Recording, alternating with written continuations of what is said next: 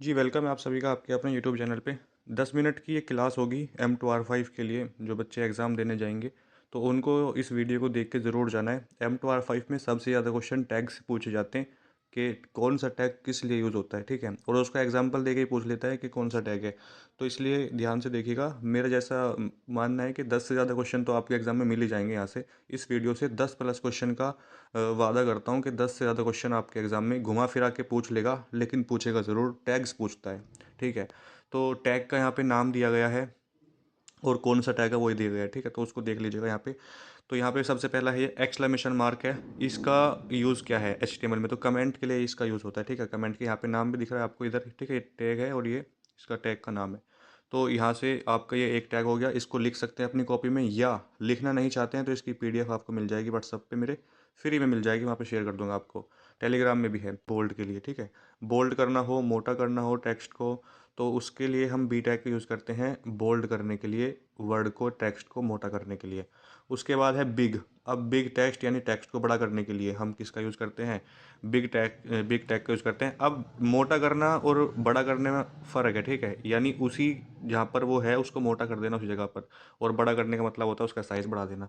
तो इसके लिए बिग टैग का यूज़ करते हैं। बॉडी टैग का यूज़ मैंने आपको कल बताया था, बॉडी टैग और मेटा टैग क्या होते हैं, ठीक है? तो body of HTML document, HTML के डॉक्यूमेंट में बॉडी टैग का कितना इंपॉर्टेंस है, जो ब्राउज़र इसको रीड करता है, जो भी इन्फॉर्मेशन बॉडी टैग में आपने दी है उसको ब्राउज़र अपने आप पढ़ता है और उसका रिजल्ट आपको देता है, वो मीटर टैग में दिखाई देगा, ठीक है? यानी जो बॉडी टैग में आपने लिखा है ना, वो आपको दिखाई नहीं देता ब्राउज़र में जब आप उसको रन कराते हैं, ये है बी आर टैग। और इसमें कुछ ऐसे टैग्स भी होते हैं जो सेल्फ क्लोजिंग होते हैं, अपने आप ही बंद हो जाते हैं, लेकिन कुछ टैग्स ऐसे होते हैं, ज़्यादातर तो ऐसे ही होते हैं जिनको बंद करना होता है। लेकिन एच टी एम एल 5 जो है, नया वर्जन है एच टी एम एल में, उसमें ऑप्शनल होता है कि आप अगर चाहें तो फॉरवर्ड स्लैश का यूज़ कर सकते हैं, ठीक है? ऑप्शनल है आपके लिए, ठीक है?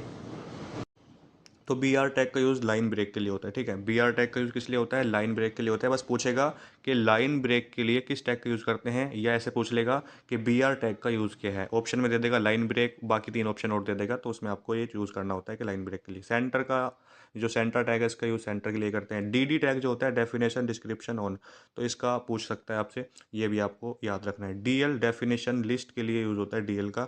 डी टी होता है डेफिनेशन टर्म। ईएम का होता है एम्फेसिस का, और एम्बेडेड में ऑब्जेक्ट आता है, ठीक है? अगर एम्बेडेड पूछता है तो सेम होता है इसका एम्बेडेड ऑब्जेक्ट, ये भी टैग आपको याद रखना है, ठीक है ना? फ़ॉन्ट के लिए हम फ़ॉन्ट टैग का ही यूज़ करते हैं, फ़ॉन्ट के लिए फ़ॉन्ट टैग का ही यूज़ किया जाता है। इसके अलावा अगर आपको मैं दिखाऊँ, फॉर्म के लिए फॉर्म टैग का यूज़ करते हैं। सबसे इंपॉर्टेंट है यहाँ पे हेडिंग का। सबसे बड़ी हेडिंग एचटीएमएल में H1 होती है, ठीक है? सबसे बड़ी हेडिंग H1 होती है, और सबसे छोटी हेडिंग क्या होती है? H6 होती है। इसका एग्जांपल अगर आपको मैं दिखाऊँ इधर, एच हेडिंग जब अप्लाई करते हैं तो क्लोज भी करना होता है H1। जैसे यहाँ पे देखिए एग्जांपल के तौर पे H1 आपने अप्लाई किया, H1 टैग, तो इसको क्लोज भी करना होता है, ठीक है ना? ये देखिए जहाँ पे फॉरवर्ड स्लैश से इसको क्लोज करा दिया। सारे के सारे H1 से H6 के सारे टैग, छः ही हेडिंग होती है, 6 एग्जाम्पल होते हैं। यानी पूछ लेता है कि सबसे बड़ी हेडिंग कौन सी है, तो H6, यानी टोटल 6 होती है, सबसे बड़ी H1 होती है, सबसे छोटी H6 होती है। यहाँ पे देखिए H1 का कितना बड़ा दिखा रहा है, हेडिंग 1, ठीक है? हेडिंग 2 उससे छोटा, हेडिंग 3 उससे छोटा, हेडिंग 4, हेडिंग 5 और हेडिंग 6 सबसे छोटा। तो इसी तरीके से आपसे पूछ सकता है कि सबसे बड़ी हेडिंग कौन सी होती है HTML में। तो सबसे बड़ी हेडिंग होती है आपकी H1 और सबसे छोटी होती है H6। इनको क्लोज भी कराना ज़रूरी है। अब ये पूछता है कि हेडिंग 1 के लिए किस टैग का यूज़ करते हैं, तो H1, H2, H3, इस तरीके से आपको ये सारे याद रखने हैं।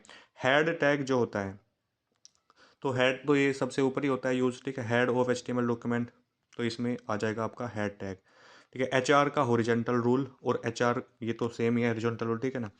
उसके अलावा है आपके सामने HTML, hyper text markup language, इसकी फुल फॉर्म होती है। तो HTML से शुरुआत होती है कोडिंग की, ठीक है? अगर आपको कोडिंग की शुरुआत करनी है तो HTML से ही होती है। और सबलाइम टेक्स्ट एडिटर HTML के लिए सबसे बेस्ट है। अगर आपको कोडिंग करनी है तो सबलाइम टेक्स्ट एडिटर फ्री है, उसको आप डाउनलोड करके उसमें आप कर सकते हैं कोडिंग। आई यानी इटैलिक के लिए किसका यूज़ करते हैं? तिरछा करने के लिए तो आई टैग का यूज़ करते हैं। पूरा इटैलिक लिखने की ज़रूरत नहीं होती है वहाँ पे, तो आई टैग लिखोगे तो इटैलिक समझेगा। इमेज, इमेज के लिए IMG टैग का यूज़ करते हैं। इनपुट के लिए इनपुट फील्ड के लिए यानी इनपुट टैग का यूज़ करते हैं, ठीक है? और इसके अलावा जो इंपॉर्टेंट है वो मैं आपको यहाँ बता देता हूँ। यू टैग अंडरलाइन के लिए होता है। LI का लिस्ट आइटम, ठीक है? लिंक का लिंक टैग के लिए, लिंक के लिए लिंक टैग का यूज़ करते हैं। और इसके अलावा मेटा टैग मैंने आपको बताया था, ठीक है? बाकी का इसमें जो है आपको बता देता हूँ मैं। OL पूछता है तो ऑर्डर लिस्ट, फुल फॉर्म भी पूछ लेता है लेकिन ज़्यादा टैग ही पूछता है। P टैग का यूज़ किस लिए होता है? पैराग्राफ के लिए, ठीक है। स्मॉल टेक्स्ट छोटा करने के लिए। बिग टैग होता है तो स्मॉल भी टैग होता होगा, या जाहिर सी बात है। स्ट्राइक डिलीटेड टेक्स्ट, अगर आपको टेक्स्ट को डिलीट करना है तो स्ट्राइक टैग का यूज़ करोगे आप, ठीक है। स्ट्रॉन्ग के लिए यानी वर्ड मोटा हो जाता है, ठीक है। टेबल टैग का यूज़ टेबल के लिए, TD का टेबल डेटा और TH का टेबल हेडर, ठीक है, ये याद रखिएगा।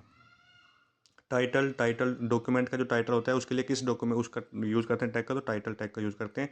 TR का मतलब क्या होता है? टेबल रो, ठीक है। TR टेबल रो यानी TR टैग का यूज़ करते हैं। TT का टेल टाइप, और यू का यूज़ करते हैं यू टैग का अंडरलाइन के लिए, ठीक है। अंडरलाइन का यानी अंडरलाइन करना है आपको तो यू टैग का यूज़ करते हैं। UL का अनऑर्डर लिस्ट के लिए यूज़ करते हैं, ठीक है।